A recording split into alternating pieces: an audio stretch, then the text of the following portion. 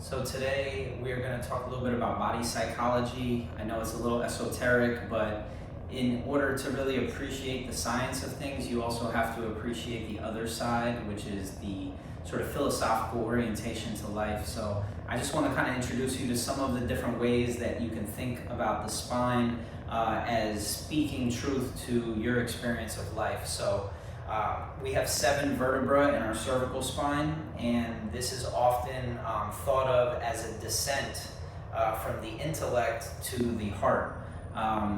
That each vertebra in the neck is really representative of the arc of life. And it's such a critical piece of the body, arguably the most important part of the body, but often forgotten about the quality of the neck. So if you've never had an x-ray or a picture taken of your spine, it might be worth doing so. You don't need a picture of your spine to really recognize the importance of it. It is the closest to the brain, and why chiropractors find so much importance to the neck is because we're always trying to influence and take tension off of the brain and reduce stress on the spinal cord. And then we have the rib cage, which is thought of as the treasure chest of emotions. It's where we store and hold a lot of our traumas, a lot of our thoughts, toxic thoughts, but also limiting beliefs. And the 12 vertebrae in the mid-thoracic spine, we have 12 of these. These can be thought of as the 12 stages of healing. You can think of the top one in the thoracic, T1, as being related to where you were at when you were being born. Oftentimes birth trauma is very common, and so people store a lot of tension in their upper back. This is just theoretical. This is just philosophical orientations to the experiences we have in life. The mid-back, so it starts at birth at the top, and then you're a baby, a kid, and then you're a teenager, now you're an adult, and down at T12 is present day, today. So if you're having some tension at that upper part of your lower back, lower part of your mid-back, that could be related to the stress that you're experiencing in life today.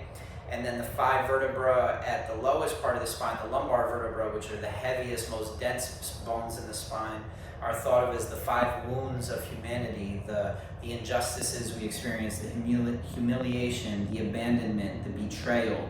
And just having been traumatized in different ways in life, we store a lot of that tension in our lower back, kind of like when you would witness an animal curling their tail or a dog curling their tail beneath their legs because they've just experienced something that was a little much. We do that with our low back. We round our lower back. Just moving on, our shoulders represent what we're striving for, maybe career, maybe relationship, things that we're striving for. The left side of the body is our relationship with females, whether it's friend or spouse or sister or mother. Right side, males, brother, father, spouse, friend. And the hips and the lower back represent our stability. This is our career, our finances, our satisfaction in our job, our satisfaction in our relationships, where we're at in life.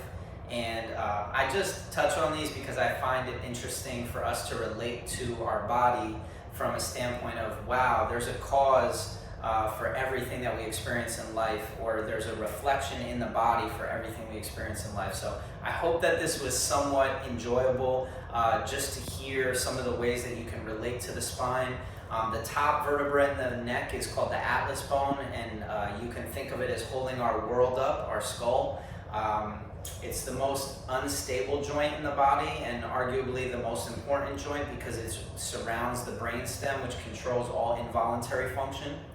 And basically the second vertebra is called the axis, and it's our pivot point in life, and it can be thought of as like the rudder to our ship and how we're moving through life. And so as a chiropractor, I see all these different areas become imbalanced, and I try and interject and relate to people in a sense of being curious. Do you have any ability to relate to this body psychology piece that this area of your body is related to?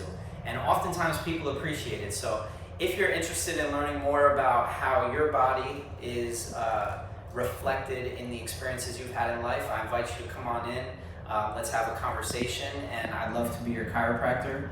And at the Shift Chiropractic, we just try and go above and beyond for the people that we take care of. We have these nonlinear types of conversations, and if this sounds interesting to you, I think that you'll appreciate our approach and really enjoy the experience here. So if you have any questions or comments, please leave them below, and I hope you have a beautiful day. Thank you.